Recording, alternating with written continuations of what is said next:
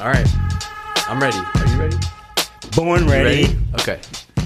All right. So today on Seeking Wisdom, we're going to talk about a topic that is surely to get you fired up. What's that?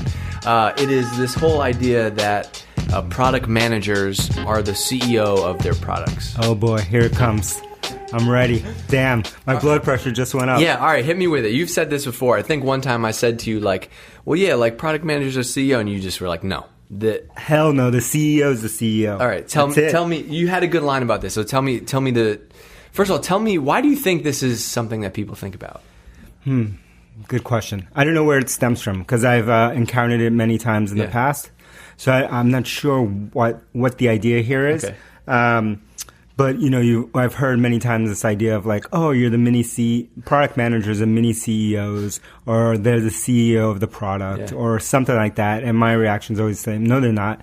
The CEO is the CEO. The product manager is a product manager. Right. He is not the CEO of the product or the mini CEO, right? And because it's totally different. They don't have the same responsibilities. The job is nothing. They're nothing alike. And so I don't know where this analogy comes from. I wrote down what you said in this tweet. Tell me. You said the CEO has authority, the product manager has none. Exactly. Boom! I said that? You said that. Damn, that was good. Yep, that's it. But okay, even beyond the whole like CEO versus product manager thing, isn't part of it because of like your whole thought on being customer driven and what the product manager should be responsible for anyway? It's not just an actual role thing. Oh yeah. So yeah, to me, like it's all about being, as you've heard before, being customer driven. That includes the CEO. But now we're talking about the product manager. Yeah. And the product manager is a tricky role, which I've talked a lot about in the past, because it's something that is hard to define and is usually company specific. So everyone has their own little different definition of what a product manager does. And so, but for me, a product manager is all about being the customer, the bridge to the customer. That doesn't mean that the rest of the company and the rest of the people that the product manager works for only talk to the customer through the product manager, but the product manager should be focused externally on the customer and also internally on the internal set of customers. And that's what they're spending their time doing. That's very different than a CEO role, different level of authority. And when you build this structure, in my opinion, of like this idea of you have a CEO, then you have these mini CEOs or whatever you want to call them, then you're building the wrong you're setting up the wrong incentives inside the company. You're setting up the product managers to want to play the bad version of a CEO, which is authoritarian. I can't say that word. Yeah. Authoritative kind of role, and that's not at all what the product managers should be doing. They should be the servant of the customer, not the authority. Internal. Right. So instead of saying like, this is our roadmap, this is when we're launching this thing, this is why we're building this thing, like that's just a whole change in mindset of the two roles. Absolutely. And I think when people hear the idea of being a CEO, they think they need to put on their CEO pants. Okay, I'm going to put my CEO pants on now, and I'm going to like tell people what to do, and this is what being a CEO is. But we all know that's not true. At least not the good version. And this isn't even just a product manager thing. I think this is like something across the board. There's no such thing as a mini CEO or a CEO of X. Yes, not at all. There's only one CEO, and then there's your role, whatever your role is. Maybe your role is the CEO, or your role is something else. And the CEO also needs to be the servant of the customer and the servant of the team and the investors. And this is something that we've talked about all the time, which is like the whole accountability and transparency stuff that we talk about at Drift. Like, imagine operating in a world where there were 4 or 5 mini CEOs. Yep. Like, who is in charge? Who's in charge? Right? When everybody's responsible, nobody's responsible. That's it. I love that quote. Yeah. And, I had experience in the past, which we've talked about coming into a situation where there were mini CEOs and then we were going to organize them through having a product board meeting, and all these mini CEOs came in, and it was, a complete nightmare, right? Everyone, just like you said, when everyone's in charge, no one's in charge. And it just led to lots of people with different agendas competing with each other instead of being aligned with the customer, which is what we all should be. Yeah. All right. So that is, product managers are not the CEO. Hell no. Now, one thing that we got to start plugging, because we're going to release it at the end of the month. What are we plugging? you wrote a book.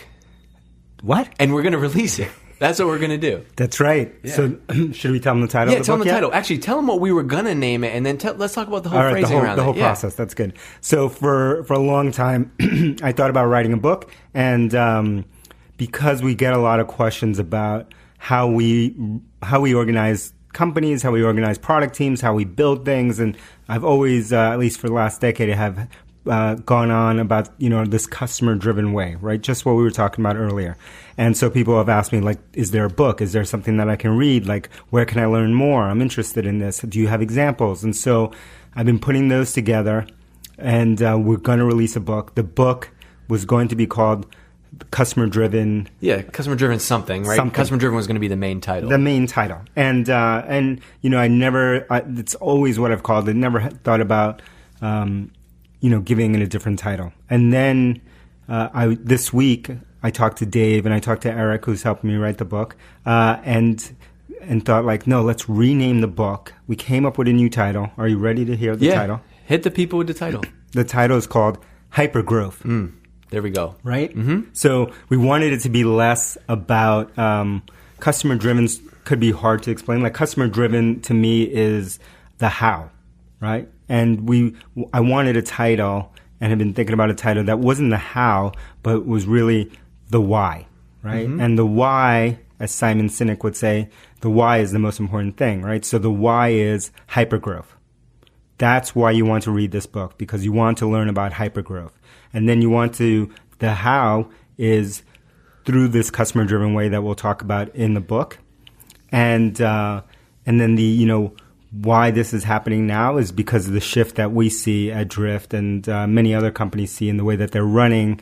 And so many of the companies that we see today and that we admire today are customer-driven and are customer-focused and are built around the customer. That is the difference to us between an Amazon versus a Walmart, Airbnb versus a Marriott, right? The difference, a Tesla versus a Ford, right? The main difference is where they put the customer in terms of priority, and you see those companies that are closer to the customer are winning, and that is what we talk about in the book. Yeah, and you've been doing a bunch of speaking, and like all these ideas have come up from different places, and that's kind of where we landed on the hypergrowth thing, which is like, think about what's one of the company examples that you've been giving in your deck? Isn't like Lego one example? Lego's. So I gave a talk at Mind the Product in London.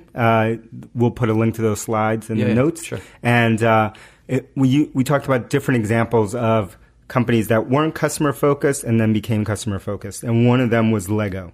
And Lego, we all know what Lego is, right? We all played with Lego. We all stepped on a Lego in the night and yelled and loved Lego.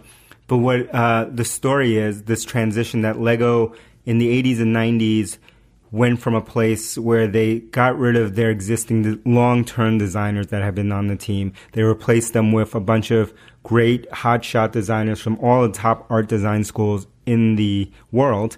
And then they sought out those designers, thought they knew the job to be done. And to me, this might be a problem with the job to be done approach, right? Because it takes the customer out of the equation. It might be better than Agile, but it still removes the customer, and jobs to be done in my mind, is us saying that we know better. We know the job. The customer doesn't know the job. We know the job the customer should be doing, where our approach in customer-driven is, no, we're starting from the customer and reacting to the customer. Yeah. Anyway, they thought the job to be done, the designers at Lego, was to innovate. That their customers, they believed, wanted more innovation. And so they went on and built a gazillion new models of Lego and kind of took it in a direction that was almost unrecognizable to the Lego customers.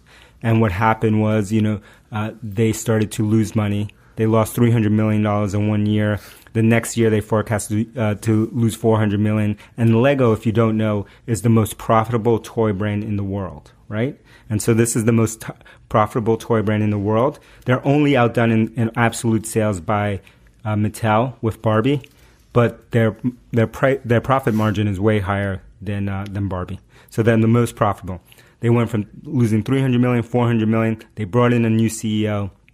The CEO said, from now on, we are never going to design something without the customer being part of that process.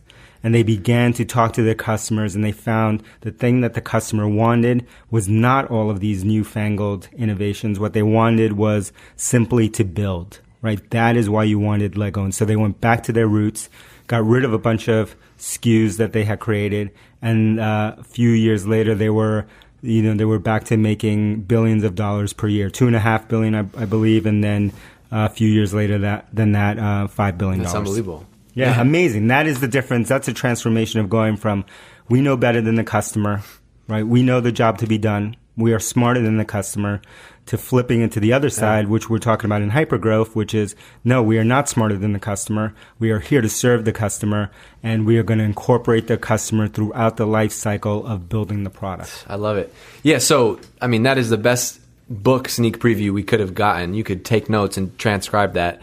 But here's the deal. We're going to launch it, and just like all of our content here at Drift, it's going to be 100% free. Mm-hmm. There's nothing to fill out, no forms to fill out, nothing like that. Do I have to give you my social security number? You don't. Okay. I'll take your credit card number. Though. Okay. But here's the deal. We obviously need a way to tell you about the book. So all you have to do, if you're already on our email list at Drift, then you'll be the first to find out. The easiest way to find out, go to our blog. At the top, it says get our emails. If you get our emails, you're going to be the first people to know about it.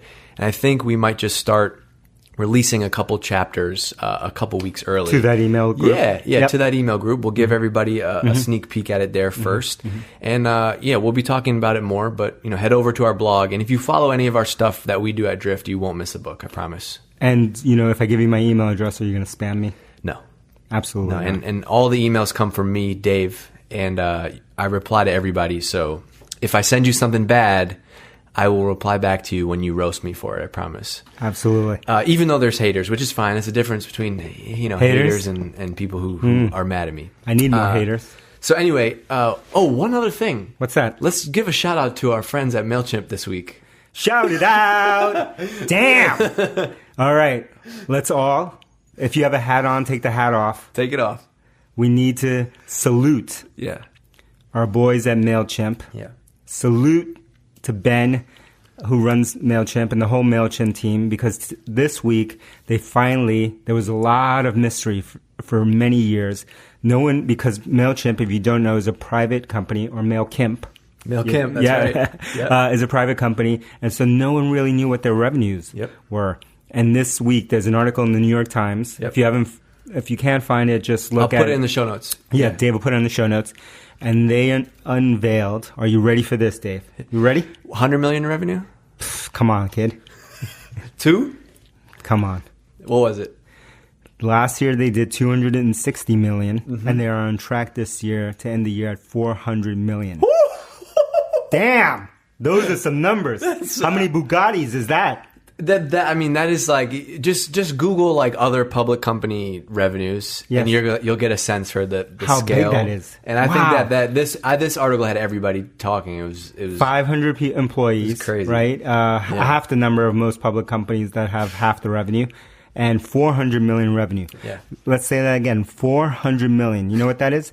400 Bugattis. Okay? You got to get your Bugatti on. So to bring this whole thing back, I just pulled up the article because I want to read this quote. This is the one that had us all thinking. At the time, MailChimp faced a host of larger and better capitalized rivals, including Constant Contact, which went public in 2007. And Dave worked there? I worked there. But Mr. Chestnut said that MailChimp had a proximity to its customers that its competitors lacked. Wait, Dave, rewind. Say that one more time. A proximity to its customers that its competitors lacked, which is why they were able to take down a publicly traded company in the same exact space. Would you call that hypergrowth? I would call it hypergrowth. Would you call it customer driven? I would call $400 million hypergrowth. Me too. So that's the deal. I'll put the link in the show notes. Salute. All right, let's all salute. Pour a little bit out. Pour a little bit out for Ben. And one more shout out for our content. This is Elias, who is our CTO here. He doesn't write a lot, but when he writes, it's powerful. And so he's writing an article that's going to come out when you listen to this podcast next week. And it's about the difference between customer feedback from free users and paid customers. Damn, science. So we got a lot of good stuff for you. Check it all out. It'll all be on the blog. Don't forget the blog, blog.drift.com. Go to the top, Sign up for the email newsletters. We're not selling you anything. It's all free. You're going to be the first ones to find out about the book and get free access to that book. And I know you're hiding and you still haven't given me a 5-star review. Let's get it. Let's do it. One last sign up for the haters. Unsubscribe. Unsubscribe, haters. We're out. See ya.